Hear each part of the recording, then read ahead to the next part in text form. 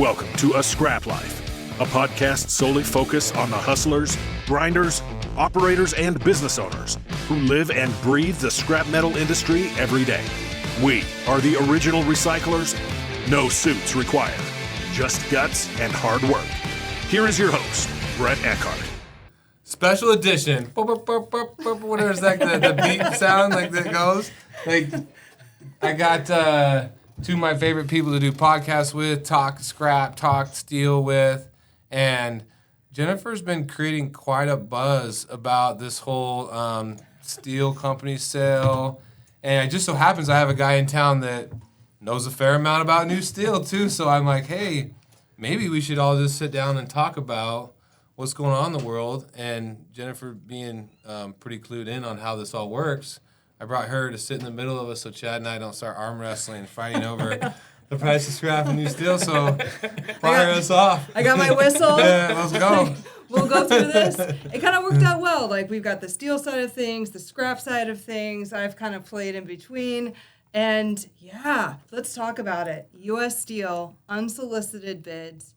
Who's going to buy them and why now? Is anybody going to buy them? I think that's probably the bigger fair question. Because, I'm no new steel guru by any stretch. Like, that's why I lean on you guys. But it does feel like sometimes people just are trying to generate some buzz or generate some conversations. And is that what we're looking at here, or do you guys think there's really something is there really something going on? Is this thing really up for sale? Well, it's obviously work. U.S. Steel stock was trading for $23 last week. And today it's $30, $31, $32. So big jump week over week. But it got all the way up to what? Didn't it climb past that? Didn't it? Was it 35, 36 at one point? I think 33 was the high. Yeah. But the unsolicited bid by Cliffs was at $35 a share. Okay. And S-Mark, same offer, $35 a share, but all cash. That blows my mind. The all cash to vertically integrate blows my mind, especially U.S. Steel. It's an integrated / trying to get into the EAF side of the business. It seems like an odd purchase for them.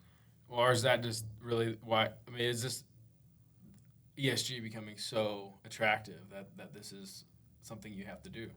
I don't know if it's the ESG driving it. I think they're looking at, S-Mark is looking at being able to control some of their supply pricing. Because we've seen the past few years have been insane when it comes to steel pricing, and that just gets passed on to the service centers, the mass distributors.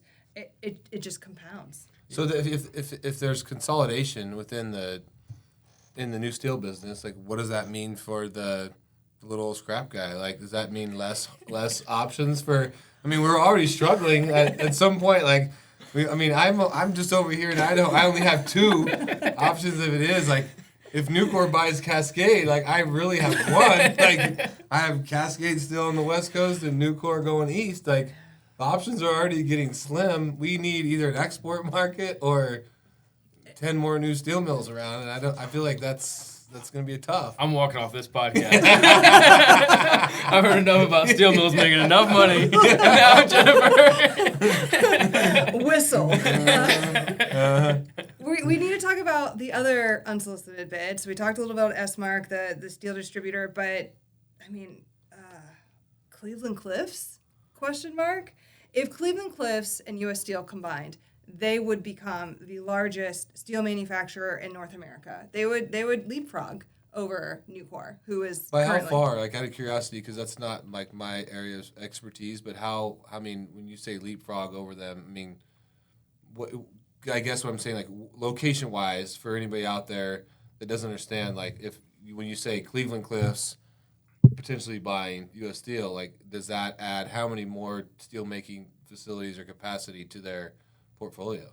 How many does U.S. Steel have now at this point? Well, I think the point is really the sectors are becoming a lot more. Like you said, you only have two options for your scrap. Yeah. If you're an automotive manufacturer, like Cliffs and U.S. Steel are your 1 and 2. If they merge, all of a sudden your competition could go away. Yeah. So really, then potentially that makes for the cost of a new car produces. I mean, it's going to be more expensive. It's there's only one person at the auction now, right? Like, it means the price is going to be a little higher. It is. For those that are unfamiliar with the automotive world and steel manufacturing, integrateds typically dominate that space because from integrated perspective, your blast furnaces, your BOFs, you can create very clean steel. And the automotive industry has very high standards versus the EAFs, the electric arc furnaces, depending if, they're, what's the right term where they're like the best of both worlds type thing. We're going to ignore that for a minute.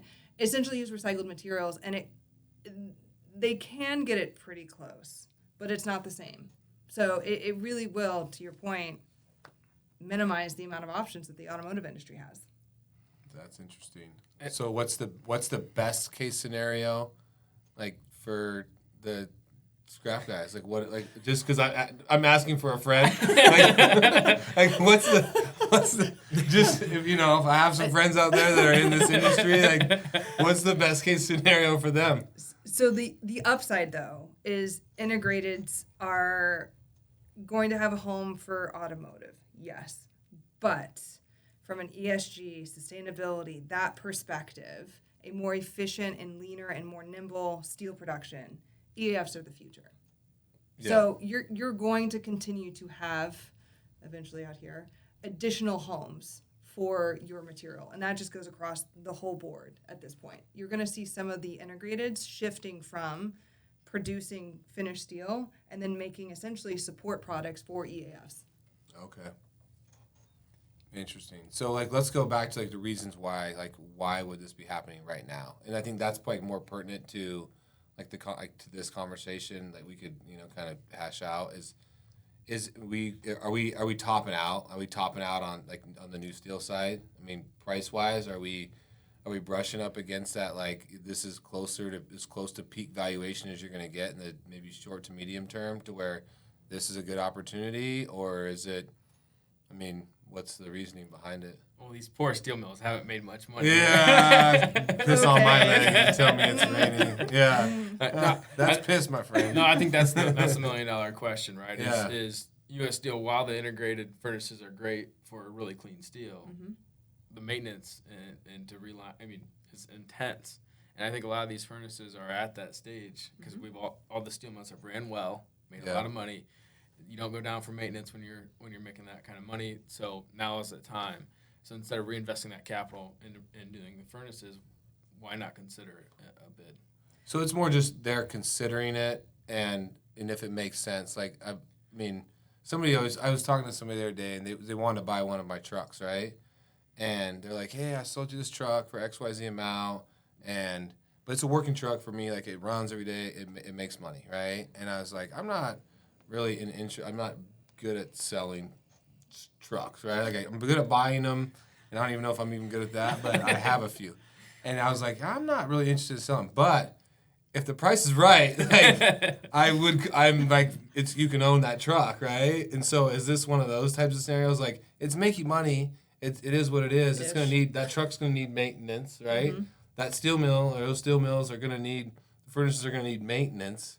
But does it have to be, is there a certain, an FU number that's yep, you give me that to that spot and, we will watch it go away? Or is it let's just see what we think it's worth? I feel like U.S. Steel stock has been, outside of the most recent events, it's been a downward. Mm-hmm. Look at the stock price from 2008 is in the 140s, Oh, geez, yeah. And realistically, and I think if somebody you might have said it, if Elon Musk can buy Twitter for $4.7 billion, he'd probably pay $4 billion just for the ticker, right? Yes. For those that are unaware, U.S. Steel's stock symbol, because they've been around for so long, their stock symbol is X, because that's how long they've been in business. They were at the beginning of the stock market in the U.S. So why doesn't Elon Musk just buy it and then just make those Teslas out of steel instead of aluminum and just and he could keep the ticker and it's just it's the perfect They're union shops. He doesn't do well. Yeah. No. Back to what we were discussing earlier, the union component wouldn't work well for Musk. No. Right? He does buy electrical steel out of Cleveland Cliffs. Like, he is buying some American domestic-made steel for his Teslas, but, you know, it's a West Coast-ish Gulf Coast now operation, so imports are going to be a huge competitor for. Well, and if the price, the strength of the dollar, right, is only creating more import pressure, like for a lot of this new steel, and so I feel like if that doesn't come into wraps and it doesn't come off, there's going to be probably more import issues, which is only going to put more pressure on the domestic steel mills, regardless of which ones it is. So you've converted. You're thinking now these poor little steel mills. Yeah, I know. I feel bad for you. I feel bad for all three of you. Well, that isn't it interesting though? We haven't heard anything from SDI or Nucor about a potential bid. Not even rumored. No, they got their popcorn. They're sitting back. They're watching Yeah. what is about to happen there. Somebody once told me when there were a couple of steel mills back in the day where basically they were both financially struggling, and they equated it to basically two intoxicated individuals struggling in the street to hold each other up. Are we looking at that situation here? Or do you think Cleveland Cliffs is stronger or more sober in this situation to be able to see this as an opportunity to like strike while the iron's hot? That Cliff CEO, I would love for him if you described him as a person that's not how you did. I think his comments would be different. If he sees this, recycled media is working. Yeah, we're doing okay for ourselves. We're doing all right. Yes. So this is a recycled media special edition. Yes. So thanks for tuning in. And anybody else? You guys good? No. I think Thanks it's for good. dropping some new steel knowledge on me. Next time I go to buy some pipe, I'm gonna try and figure out if the market's coming down or up. All right, friendly wager by the end of the month. What will U.S. Steel's stock price be? Did you see Nick and I's wager on copper? Like, I'm getting crushed right now. Like, I was like, yeah, $4. Like, we're gonna get there. I'm like, no, I'll just might as well light my money on fire. But yeah, we're at what's the price today? 31. And the offer from 35. all cash, 35. I don't think we get there. Are you looking at? I don't think we get By back the to end of the 35. month. So I don't we think we. don't have much I don't time. think we get like 35. I bet we're down from here. I'm with him. I don't see how they're gonna get there. I mean, if you're basing it off of just a cash purchase price, sure. But on the stock market side of things, HRC is dropping, demand is slowing. We didn't even really talk about the union situations that are looming at several of the industries. I don't see it. Don't worry, Cliff CEO. I got your back. I think you got a lot of pride. I think you come in at a $40-ish a share price by the end of the month. And how does this is yeah. wait? This is the bear. I know. Well, he was a professional stock trader. Like, I'm just like a dumb scrap guy, and I know we're trying to sell the two steel mills. Just whatever you guys do, just try and buy some scrap for me, please. Yeah. So I probably trust his opinion more than mine. I mean, I'd love to see it. It would be fantastic. Our domestic manufacturing needs a win. This would be fantastic. It's bringing a lot of attention to people that didn't even realize we make steel in the United States. That's wild. Just spoiler alert, we're the 4th largest in the world, so we're doing all right. But So 4th largest being China, it's Turkey, China, Japan, Russia. and then us. Yeah. Oh, So interesting. yeah. So China, say it again. It's China. What is it? So it's China, Japan. Is it Russia and then us? That's Okay. okay. It's something around there. Yeah. Interesting. Yep. I wouldn't have known that. Like, honestly, like, I knew we made steel, But- but I didn't know like what our place in the Let's world hope so. was. Yeah. Well, to also put in perspective though, like when you go from China to like the number 2 or like from China to us, it's a significant drop. Like we make basically 10% of what China does in a year. And we're number 4.